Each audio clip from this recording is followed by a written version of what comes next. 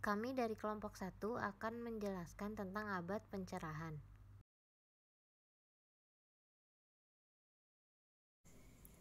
Latar belakang masa pencerahan atau yang disebut juga dengan Aufklärung. Istilah ini berasal dari bahasa Jerman yang berarti pencerahan.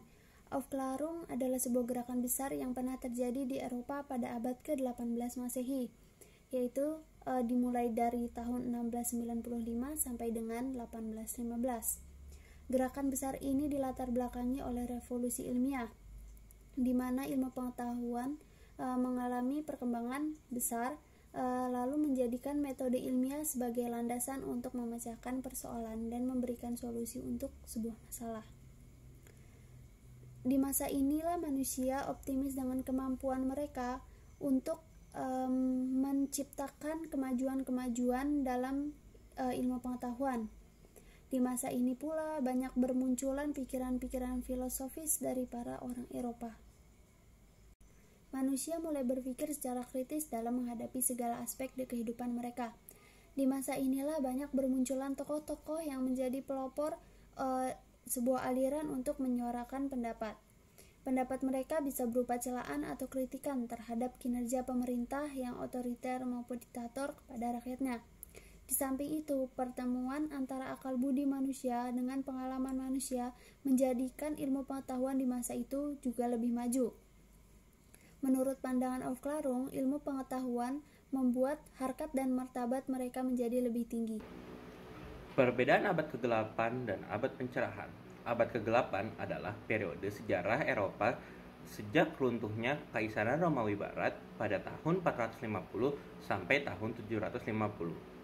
Pada abad ini, dominasi gereja berada dalam semua aspek kehidupan masyarakat dan negara. Dominasi gereja ini memberikan efek buruk kepada peradaban Eropa di mana ilmu pengetahuan mengalami kemerosotan dan terjadinya feodalisme.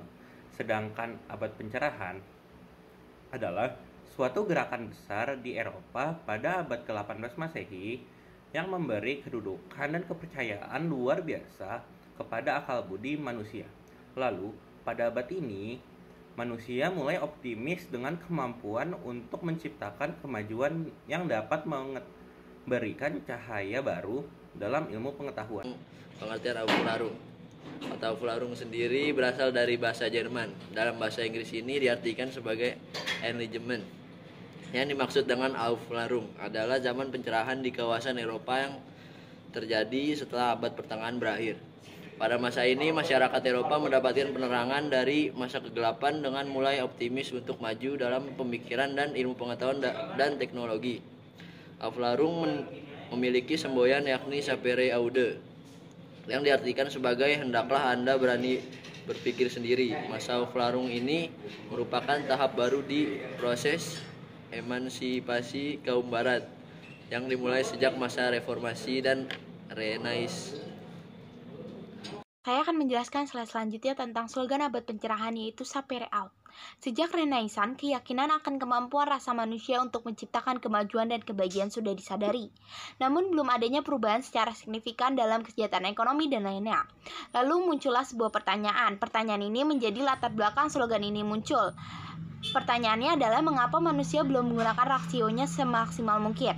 Lalu salah satu tokoh Immanuel Kant menjawab, karena manusia belum berani menggunakan rasionya. Menurutnya manusia belum berani menggunakan rasionya karena masih dikuasai oleh otoritas-otoritas lain seperti tradisi, kitab suci, gereja, dan negara.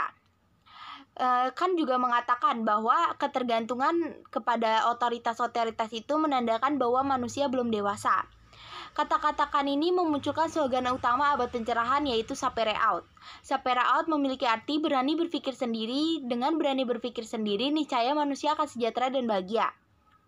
Sapere Aude ini dimaksud juga dengan optimisme pencerahan. Materi selanjutnya tentang kemajuan ilmu pengetahuan dan teknologi. Hasil karya para ilmuwan melahirkan revolusi. Revolusi itu perubahan yang sangat besar dan drastis dalam kehidupan. Dengan kata lain, optimisme itu muncul karena adanya keberanian menggunakan rasio.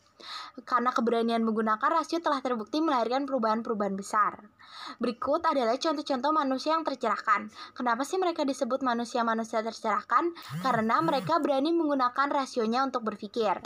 Contoh-contoh manusia tercerahkan yang pertama itu adalah Francis Bacon, merupakan tokoh awal abad pertengahan.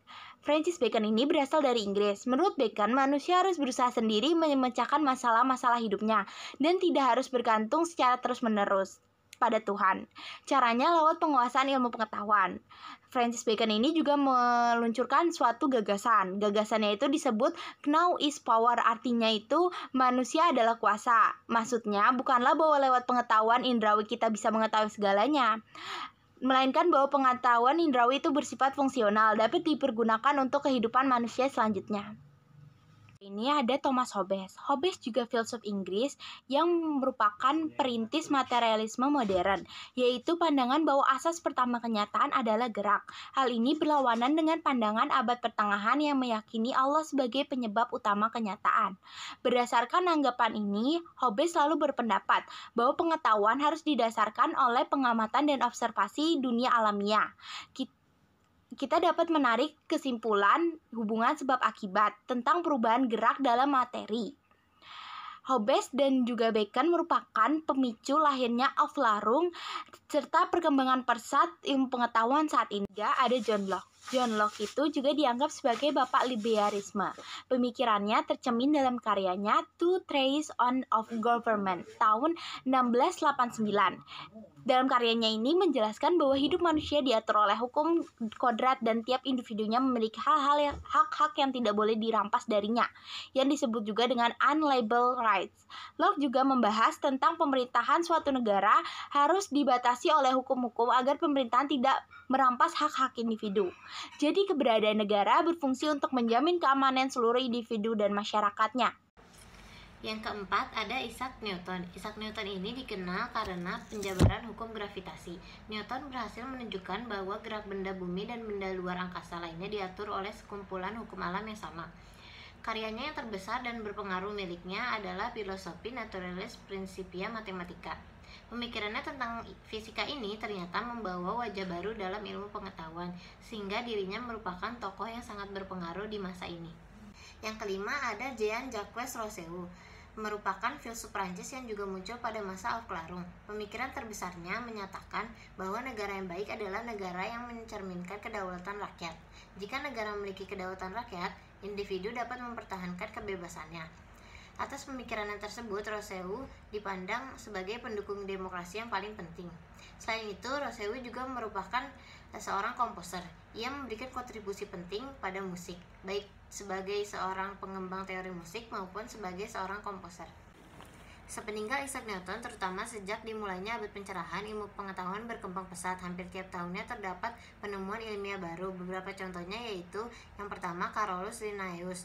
Ia adalah ilmuwan biologi yang berasal dari Swedia. Ia merupakan pelopor dalam penggunaan binomial nomenklatur atau sistem untuk mengidentifikasi organisme di bumi bagi tumbuhan dan hewan. Yang kedua ada Antoine Laurent Lavoisier. Tokoh ini adalah ahli kimia dari Prancis yang menyelidiki kandungan yang terkandung dalam molekul yaitu oksigen dan hidrogen.